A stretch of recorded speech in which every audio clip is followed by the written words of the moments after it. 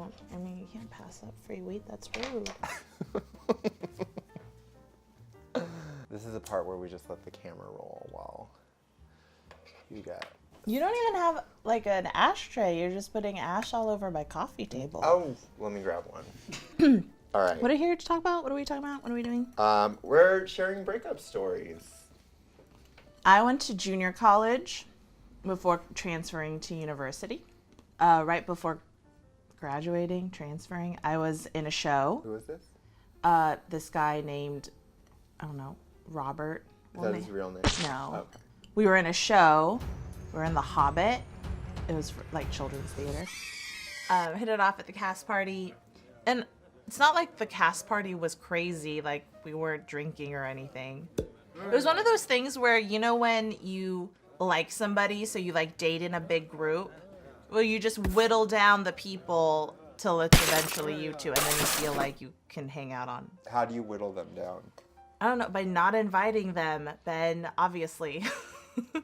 Sounds very... And don't make me seem like that I'm the only person that's ever done this, because this is a true story.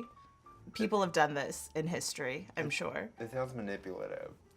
Call it what you will, but it gets the job done, okay? How do the people feel that you're not inviting anymore?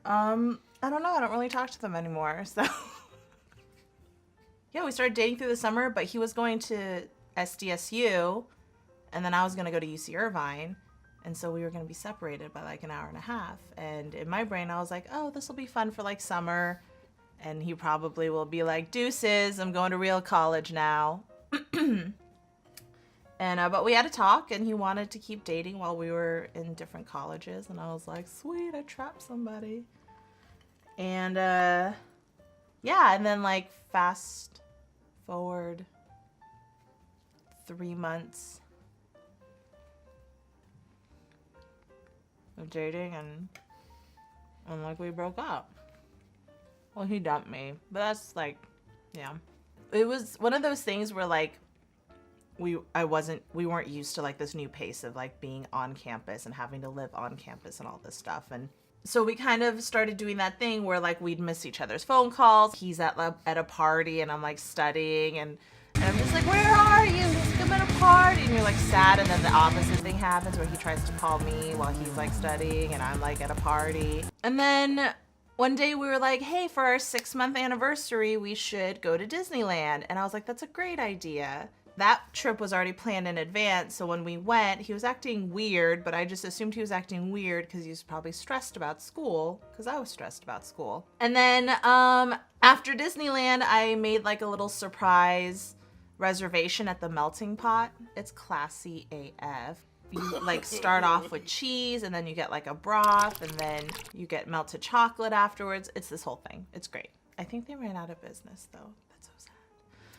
Obviously it wasn't that great, but it was really fancy. But I paid like $250 like in advance for this, like got champagne and strawberries and all this stuff, right?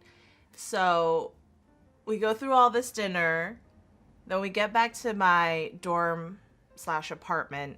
We're in the parking lot, and then he just turns on the engine, and I'm about to go, and I'm thinking he's coming with me, and he's like, I can't do this. And then he started crying. And at first I was like, didn't really hear the I can't do this. And I was just like, why is he crying? What is going on? I was like, what did you just say? And he's like, I can't do this. And I was like, do what? The melting pot? Because I thought it was okay. Like, I thought it'd be a little bit better, but it was like, okay. But if that's what it was, we don't have to go back there again. And he's just like, no, I can't like do this relationship anymore.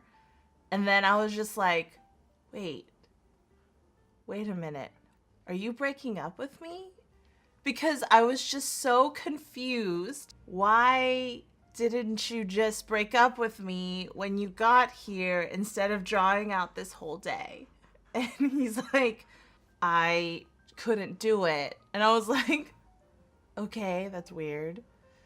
And then he's like, and I just kind of wanted to give you one last good day. And I was like you were putting down a dog or something? And I was like I'm a kid with cancer. Like, what? The actual, and I got so upset that I got out of his car, right? And I'm like crying and I'm about to walk away. And then I remembered I left my parking pass in his dashboard. So to go back, and then I like knocked on the window. I was like, I need my parking pass back. You're still an asshole. And I like walked back into my dorm. The lesson that I learned is not to trust men because any date can be your last date. I'm just kidding. I don't know what I learned, to be honest.